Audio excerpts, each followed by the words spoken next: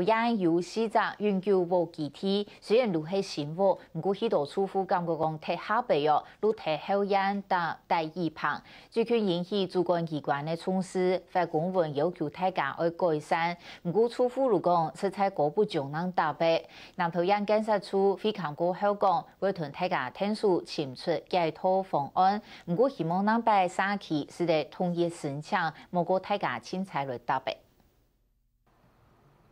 行业南投市神木沙区对待路两片来看，规个建筑重新有排条，不过高雄市迄个坪数无强用，故所以到本到14坪的人家，因为生发风的需要，就自家伫屋背后搭杂一棚来用摄像机也条东西。因为我哋个地表空间啊，亲合啊吼，也无不用摄像机的啦吼，晒衫啊吼，也无位啦吼，也下有时我哋讲工作啊，落水来啊，又会读多水啦吼，所以过不上啊吼，因为搭俩俩。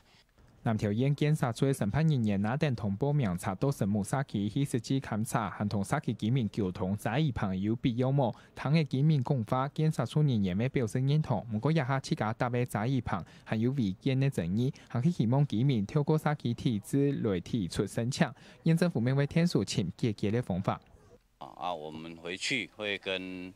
我们监管单位在整个详细的讨论。当然可以用杂项工作物来解决的话，可以帮社区的居民解决这些生活上的不便，我们都愿意来做。建筑的问题，我希望说都可以统一申请、事先申请这个原则。大家做饭嘅共用平常，安尼吼，大家人都唔好黑白，就唔好黑白搭，安尼就为酱又做得又做得滴水。沙区居民要讲，伊到人家的背后都去经上流台的，要是有沙区的曙光阿伯一条让人家底下高嘅下卡会跳到，迄讲有杂一棚，安尼意外较唔会发生。使用的空间要较多，故所认为搭杂一棚确实有必要。南摆迄讲经过检察处核准过后，沙区居民要求政策强力，唔会影响规个外观嘅生态原则。客家新闻李凤去南投报道。